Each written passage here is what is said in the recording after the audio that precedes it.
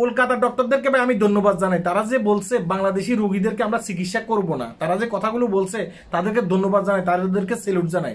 মানে মুখ ফুসলাইয়া যে তারা কথাটা বলে ফেলছে। আমাদের বাংলাদেশের ডক্টরদের জন্য এটা হচ্ছে গুরুত্বপূর্ণ সময়। এখনই আপনাদেরকে মানে এই রোগীদেরকে ধরে রাখতে হবে আপনাদের। এখন যদি আপনারা রুগীদেরকে ধরে রাখতে পারেন তাহলে এই রুগীগুলো বাংলাদেশে থেকে যাবে। ভাই কলকাতার ডক্টররা ডক্টর, আপনারা কি ডক্টর না? তারা পড়াশোনা করে ডক্টর হয়েছে, আপনারা কি পড়াশোনা করে ডক্টর হন নাই? তাহলে কেন আপনার দেশের রুগী ভাই অন্য দেশে চলে যাবে? সেখানে কম চিকিৎসায় তারা মানে ভালোভাবে সুস্থ হয়ে আসতে পারে, এই কারণে তো তারা সেখানে যায়। তো এই কাজটা ভাই আপনি করেন, এটাই আপনার জন্য মানে গুরুত্বপূর্ণ সময়। আপনারা এখনো বিভিন্ন ফেসবুকের ভিতরে সোশ্যাল মিডিয়ার মাধ্যমে আপনারা এসে বলেন যে আমাদের কাছে আসেন, আমরা আপনাদেরকে সুস্থ করে দেব, মানে বিনিময়ে কলকাতার ডক্টররা যে পয়সা নেয় তার চেয়ে কম পয়সা আমরা নেব। এটা বলেন, এটা বলে দেখবেন যে আমাদের বাংলাদেশের একজন মানে রুগীও সে আর কলকাতাতে যাবে না চিকিৎসা হওয়ার জন্য। আর তারাও এভাবে বড় বড় বড় বড় কথা বলতে পারবে না আমাদের জন্য, আমাদের সাথে। ঠিক আছে, আপনাদের কারণে আজকে আপনাদের কারণে কলকাতার ডক্টররা বলতেছে যে বাংলাদেশি রুগীদেরকে চিকিৎসা দেব না। আপনারা যদি এই রুগীগুলো আগে থেকে ধরে রাখতে পারতেন তাহলে কি যে কলকাতার ডক্টররা এই কথাগুলো কি বলতে পারতো আমাদেরকে? জীবনও বলতে পারতো না।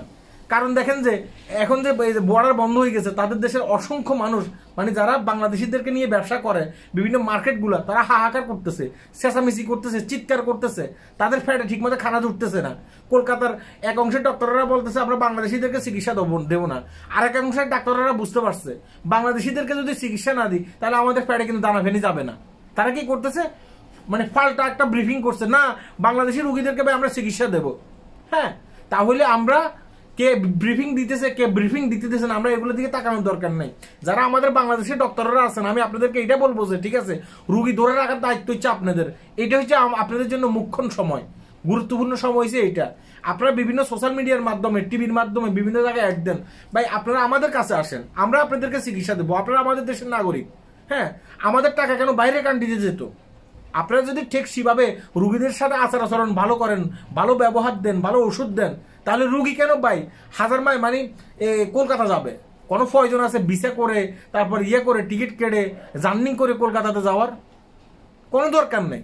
তাহলে আমরা যদি চিকিৎসা দিতে পারি, মানে আমাদের দেশের ডাক্তাররা যদি চিকিৎসা দিতে পারে, হ্যাঁ, তাহলে কলকাতাতে আমাকে যাওয়া লাগবে কেন? আজকে আপনাদের কারণে এই কলকাতার ডাক্তাররা আমাদেরকে কথাগুলো শুনাইছে, আর তারা যে মুখ ফুসলে কথাটা বলে ফেলছে, হ্যাঁ, আমরা বাংলাদেশি ডক্টরদেরকে রোগীদেরকে চিকিৎসা দেব না, তারা যে কথাটা বলে ফেলছে তাদেরকে সেলুট জানাই। তারা এটা না বললে হয়তো আমাদের বাংলাদেশের ডক্টররা তাদের মানে মাথার ভিতরে ঢুকতো না, তাদের মাথার ভিতরে কথাগুলো ঢুকতো না। হ্যাঁ, আজকে তাদের ভিতরে কথাগুলো ঢুকতে পারতেছে। তাই আমি বলবো যে ভাই চিকিৎসাগুলো আপনারাই করেন, টাকাটা আমাদের দেশে থাক। হ্যাঁ, কেন বাইরের কান্ট্রিতে আমাদের টাকাটা যেত ভাই? হ্যাঁ, আমি তো জীবনে কখনো কলকাতাতে যাবো না চিকিৎসা হওয়ার লাইগা। এই যে আমি বুকে হাত দিয়ে বলতেছি, শুধুমাত্র যে ভিডিওটি করতেছি এই কারণে না, এই যে বুকে হাত দিয়ে বলতেছি আমি মুসলমান, আমি জীবনে কলকাতাতে চিকিৎসার জন্য যাবো না। হ্যাঁ, আগে মানে আগেও কখনো যাইনি, ভবিষ্যতে কখনো যাবো না আমি চিকিৎসার জন্য।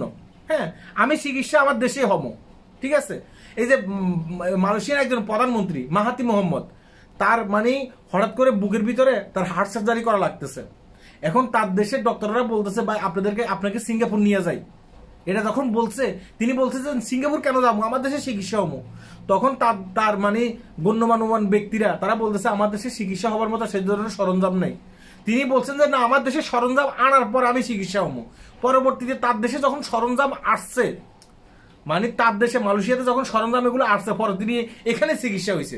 এদেরকে বলা হয় দেশপ্রেমিক। ঠিক আছে, মরলে আমার দেশে মরমো, আমি কিন্তু কলকাতাতে ভাই চিকিৎসার জন্য জীবনও যাবো না, জীবনও যাবো না। হ্যাঁ, আমি বুকে হাত দিয়ে বলছি আমি জীবনে যাবো না।